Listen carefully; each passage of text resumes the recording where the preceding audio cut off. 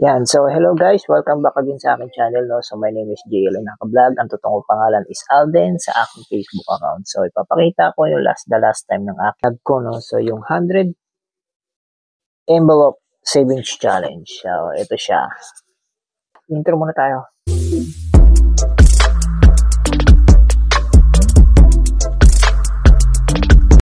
So, ito siya ngayon guys. So, kumpleto natin siya. So, hindi naman natin sinunod yung kung ano yung target. So, ibablog na natin to ngayon. Ito ang challenge ko sa loob ng 100 days. So, nagawa natin siya.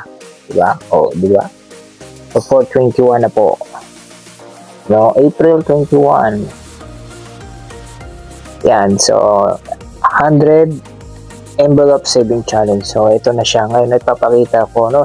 So, tara, ito na. 100 envelope savings challenge. So, kahit hindi siya 100 days. So, yung pen hindi yan kasama. So, ito yung naipon na natin to. Simulan na natin yan. Diba? Sa maliit na halaga, kahit pa $1 ka dyan, pwede ka dyan.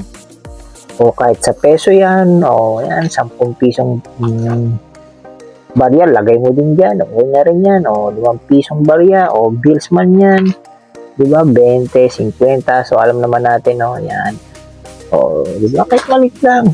Malit na bagay lang. Makapag-ipon ka 100 per day o nasa sayang kung ano yung status ng buhay ng trabaho mo. Mahalaga makapag-savings ka. So, ito siya. Buo siya. 100 envelope savings.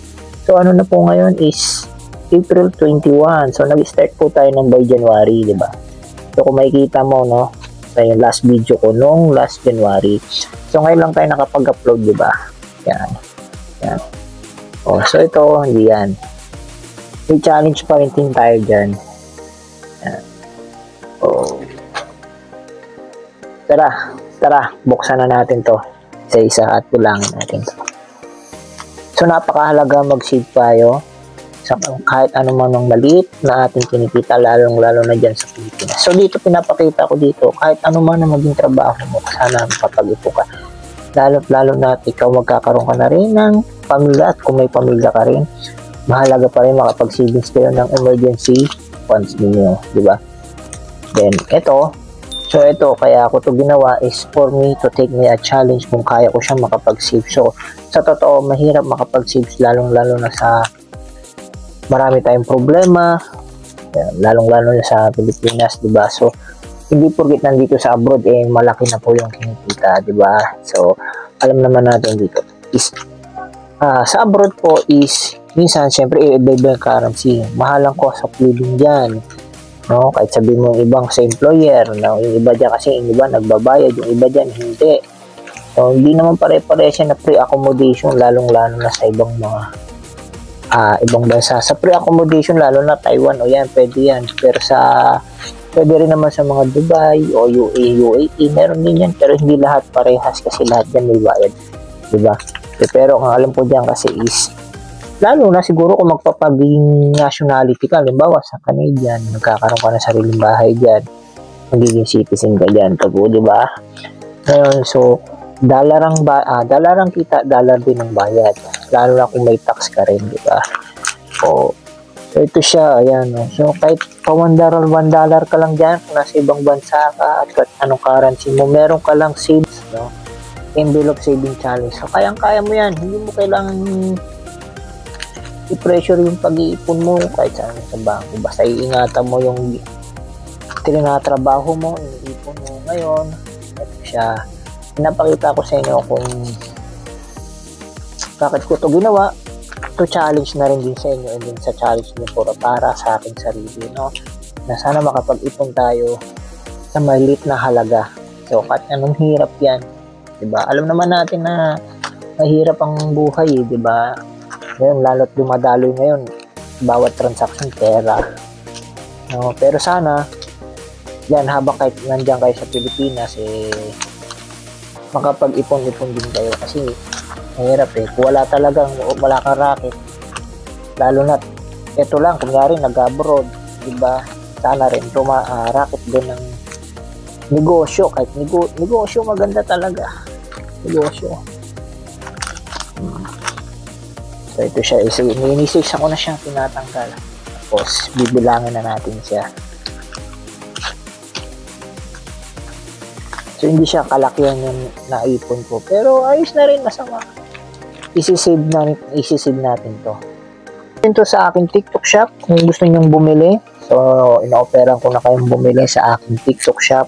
Then, para i-challenge nyo makapag-ipon. So, meron po tayo dyan sa TikTok shop ng 100 envelope saving challenge. See on my TikTok shop.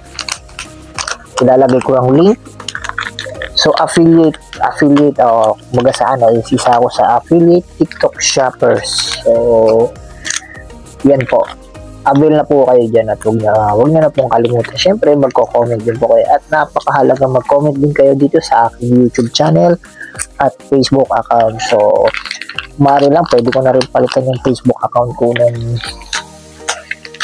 JL Inanga-Vlog. Gawa ko ng personal ko, no? Sayang. Malay mo naman, baka pwede. Sana naman Mets. Sana naman YT. Sumahod na ako.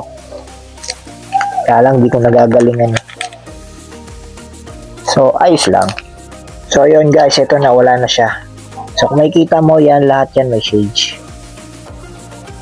So, hindi natin to nasundan tong target na to. Kahit hindi nyo sundan yan, okay lang yan. So, ito na po siya. So, ito po ay hindi po tayo sa pagyayabang, hindi po sa magyayabang. Ito ay challenge lang po. So, ito inipon ko po dahil para po sa aking sarili. So, hindi po to para ipagyabang ko sa inyo. Hindi po ako mayaman, kaya nga po tayo nagbablog. Malay mo, pagdating ng panahon, is makapagbigay ako ng tips. Yan, katulad yan. Oh. So, ito hindi pa to tapos.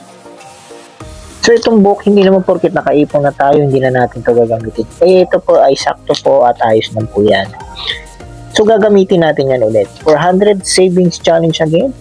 So, lagyan natin siya ng cross sa susunod.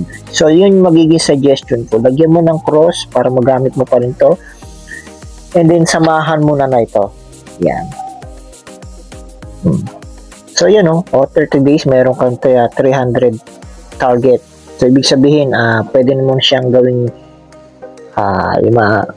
pwede mo na siyang gawin siya ng mid-in. Ilan to? 2, 4, 6, 8, 9, 18, 20, 22, 24, 26, 28, 30. So, 30 days kaya. Yan, hindi porkit dollar na din yung ilalagay mo dyan. So, ito din siya. Yan o. 5, 10, 15. Nasa sa'yo yan. Pero 5, 10, 15 eh, oh. Ito, 50-50. Nasa sa'yo yan. Yan, 52 week saving challenge. So, ito, 100 savings envelope challenge. Yan. So, gagamitin din natin yan. Oh. Yan, empty na po, empty. So, ito, hindi to kasama to sa TikTok shop ko. Baka sabihin ko kasama sa TikTok shop ko. Hindi po. Akin yan, sarili ko yan. Yan. So, ito yan o. Gamit natin yung ating binili sa TikTok shop. Yan. Yan. So, yan guys, no. So, yung nabilang natin is 100 plus, no. So, yan. So, 190. Isi-save naman natin siya ngayon. So, yung iba, papadala natin sa Pilipinas para may dagdag pangkain man lang sila, no. So, yun ganon. So, malaking bagay. So, kahit nasa Pilipinas na, pwede kayong mag-ipon yan. So, gamit natin yan. So, pero, yan. So, malapit na tayo sa bangko. Yan. So, isi-save natin siya sa bangko. So, na-deposit na natin siya. So, ito ngayon, bumili naman tayo ng konting pagkain para sa bahay. So, yung iba naman, ipapadala naman natin. So, ganun dapat. Pag nag-savings tayo, ayan, hatiin mo rin. Siyempre, hindi naman pwede pag savings lang din naman. So, na-save na natin siya. So, clear, no? Galing akong bangko, and bumili na rin ako ng konting pagkain para sa akin at sa bahay, kahit kunti lang. So, habang na malayo tayo, ganun dapat. Pagka OFW ka, dapat kailangan talaga ipon. Hindi ubos piyaya. Ito ay para sa mga binatang gustong magkulay kahit temporary lang. Meron po tayong available sa ating TikTok shop ang Savage Hair Wax Coloring Wax. So yan po ay available po sa aking TikTok shop. Just click on my yellow basket sa halagang 238 pesos. Avail na po. So ito guys, ito yung binili natin sa Timo, no? So yung nag-unbox tayo nakaraan. So ito yung pang-demo natin to sa TikTok naman. So naka-upload siya kay TikTok, available siya kay TikTok sa halagang $238. So yan. And so ito siya, sinimulan na natin ulit siya. And simulan na natin ulit siya. Ito na yung pambenta natin. So yun, no, pagkatapos natin mag-deposito yun, no? So yun nga, so sinimulan natin ulit siya sa pagiging savings natin. So ito yung part 2. So huwag niyo kalimutan mag-like and subscribe sa aking channel, no? Don't forget to like and subscribe. My name is JL Inaka Vlog. Para sa iyo ang video na to.